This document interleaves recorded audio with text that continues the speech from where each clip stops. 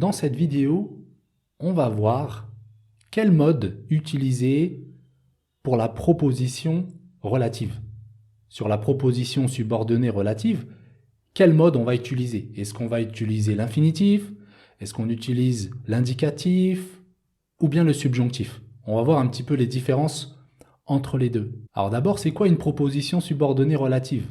La proposition subordonnée relative, elle est introduite par un pronom relatif. Et les pronoms relatifs, c'est qui, que, dont, où, quoi. Ou bien on a aussi les pronoms relatifs composés, lequel, laquelle, duquel, auquel. Bon, les pronoms relatifs, je vous invite à voir la vidéo juste avant, où là j'ai fait un cours spécial au niveau des pronoms relatifs. Mais là, dans cette vidéo, ce qui nous intéresse, c'est quel temps je vais utiliser par rapport à ces propositions relatives. Alors le plus souvent, en règle générale, on utilise l'indicatif. Le temps qu'on utilise, ou le mode, ça va être le mode indicatif. Par exemple, Halima est concentrée par le livre qu'elle lit. Ici, qu'elle lit, le verbe lire, qu'elle lit, c'est le présent. Un autre exemple, il faut que je fasse le travail qu'il m'a donné. Le travail qu'il m'a donné, ici, la proposition est au passé composé. Un dernier exemple, je te présente Hakim, qui sera ton responsable. Donc Hakim, qui sera ici, on a utilisé le futur simple. Donc vous voyez, dans ces exemples, on a utilisé le mode indicatif. On peut aussi utiliser le conditionnel. Alors le conditionnel, je vais l'utiliser pour exprimer une hypothèse ou bien une possibilité. Par exemple, il a développé un logiciel qui devrait bien se vendre. Il a développé un logiciel qui devrait, la devrait, c'est le conditionnel présent. Un logiciel qui devrait bien se vendre. Donc quand je dis qui devrait bien se vendre, c'est une possibilité. Un autre exemple. Ce jeune homme est très intelligent. Ce jeune homme est très intelligent. L'entreprise qui l'embaucherait ne le regretterait pas. L'entreprise qui l'embaucherait. Ici, l'embaucherait, c'est le conditionnel. Et dans cette phrase, j'exprime une hypothèse.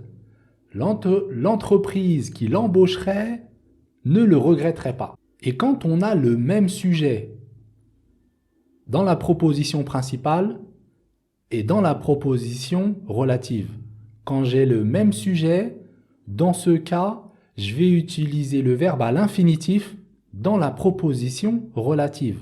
Par exemple, Mohamed a trouvé un logement où passer ses vacances. Où passer, ici, passer est à l'infinitif. Pourquoi l'infinitif? Parce que c'est Mohamed qui passe ses vacances. On a le même sujet. Mohamed a trouvé un logement. Mohamed va passer ses vacances.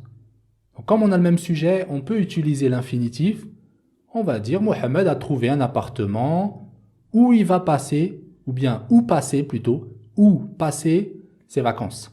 Pour le subjonctif, on va utiliser le subjonctif quand on a un doute, quand on n'est pas sûr de quelque chose. Par exemple, je cherche un travail qui soit près de chez moi. Je cherche un travail qui soit, quand je dis qui soit, ici c'est le verbe être au subjonctif. Je cherche un travail qui soit près de chez moi. Là, je ne suis pas sûr. Je ne sais pas, je ne suis pas sûr. C'est pour ça que j'utilise ici le subjonctif. Ici, dans cette phrase, je ne suis pas sûr. Peut-être qu'il n'y a pas de travail à côté de chez moi. Donc, je cherche un travail qui soit... Voilà, l'information, on n'est pas sûr. C'est pour ça que j'utilise ici le subjonctif. On va voir ici, justement, la différence entre l'indicatif et le subjonctif. On a dit qu'on utilisait le subjonctif quand on n'est pas sûr. Pour l'incertitude, l'indicatif, ça va être le contraire. L'indicatif, on va l'utiliser quand on est sûr de quelque chose. Par exemple, ici, avec « je cherche ». Je vais dire « Je cherche le stylo que tu m'as donné ».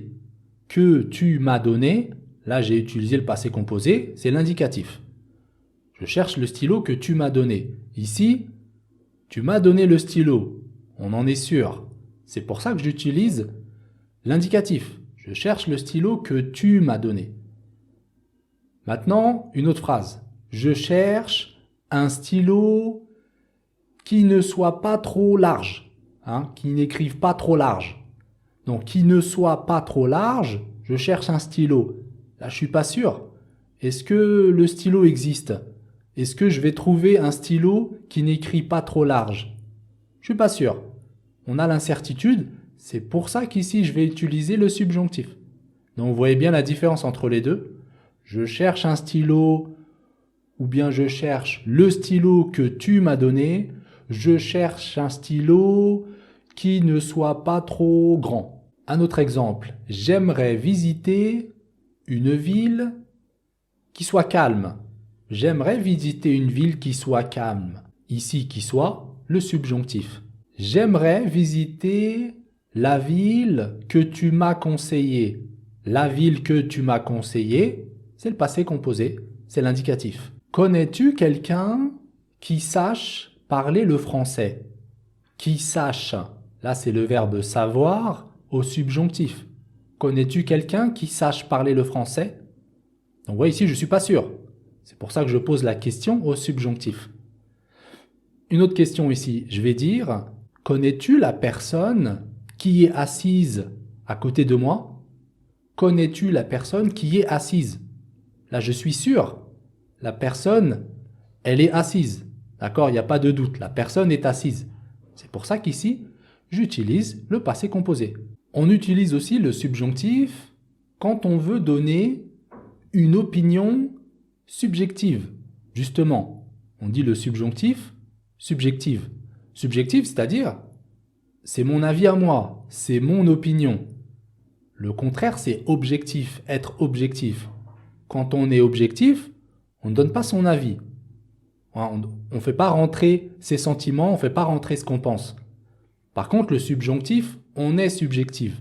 Alors que l'indicatif va être utilisé pour exprimer la réalité. Par exemple, cette veste est la meilleure que nous ayons vue. Quand je dis cette veste est la meilleure, là c'est subjectif. Peut-être pour moi c'est la meilleure, peut-être que pour vous, non, ce n'est pas le cas. Pour vous, ce n'est pas la meilleure. Donc vous voyez ici, on est subjectif. C'est pour ça qu'après, je vais utiliser le subjonctif. C'est la veste, ou bien c'est la meilleure veste que nous ayons vue. Là, on a le subjonctif passé. J'ai l'auxiliaire avoir conjugué au subjonctif, et après, j'ai le participe passé. Que nous ayons vu. C'est la meilleure veste que nous ayons vue. Un autre exemple, elle a acheté la veste que nous avons vue. Vous voyez qu'ici, il n'y a pas de subjonctif. Elle a acheté la veste que nous avons vue. Là, ici, la veste, on l'a vue. Il n'y a pas de doute. Il n'y a pas de... J'ai pas exprimé mon opinion. On a vu la veste, elle a acheté la veste.